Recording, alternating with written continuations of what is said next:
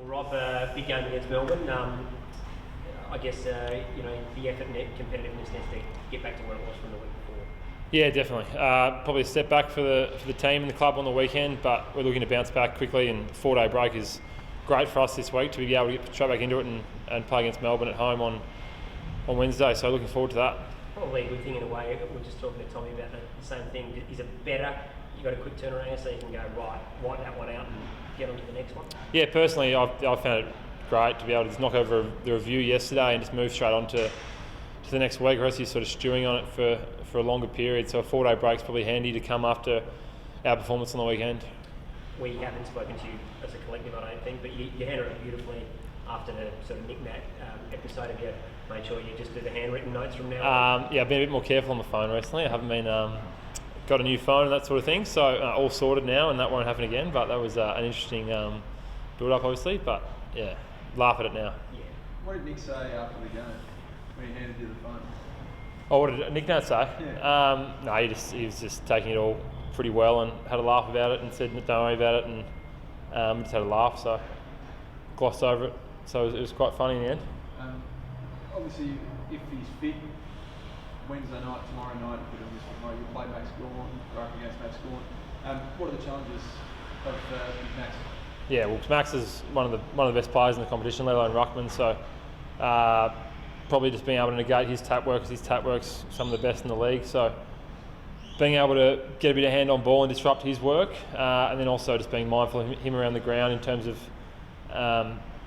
beating him in the air. He's been taking marks really well, and also he's just smart around the stoppage and just gets involved in the play. So a matter of staying switched on in defence and checking him, not letting him take too many marks, and then also just negating his tap work. He's under a bit of a cloud too. Apparently he's gone for scans today. If he doesn't play, Rob, how can you best exploit him not being there?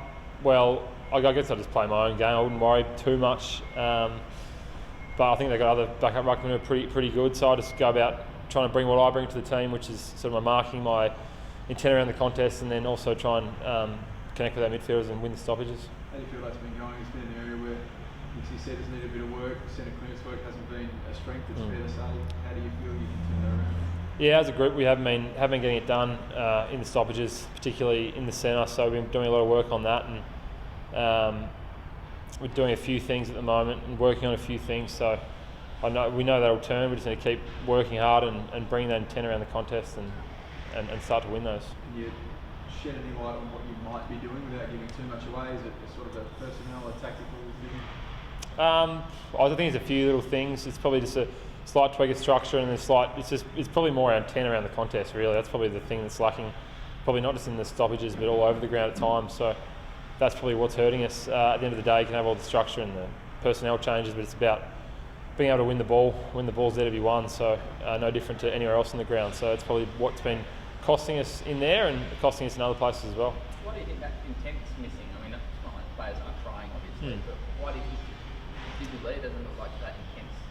Well, I think before the weekend's game, I think it was definitely building, and we're getting a lot better at that and being consistent in that with a younger group as well.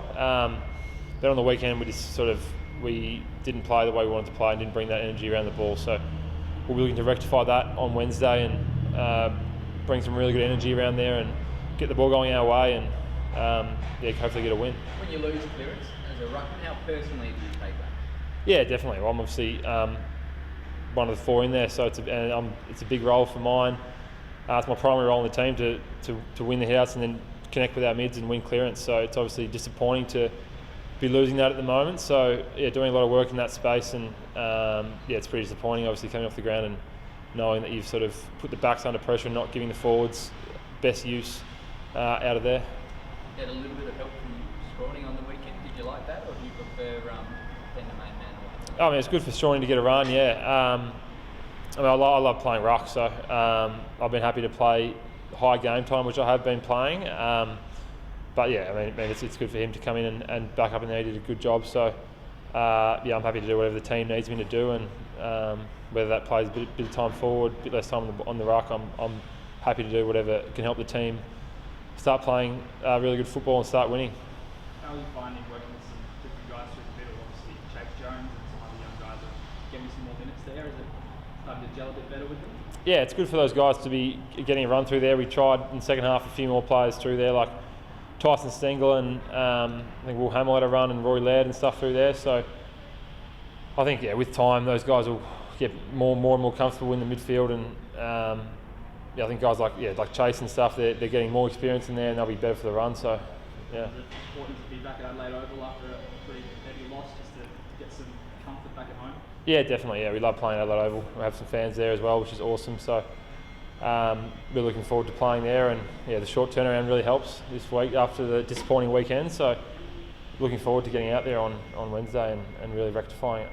Does Nixie does he have a hard edge? Does he give you a spray after that? Is there a portion of him as a coach that you see really fire up? Because we just see the relatively calm, softly spoken sort of person that he is out here. Does he have a hard edge? Yeah, no, definitely was pretty disappointed with us on the weekend at a couple of the breaks, and sort of gave us a little bit of a rev up, which we probably needed. So he's definitely got that balance between, I guess,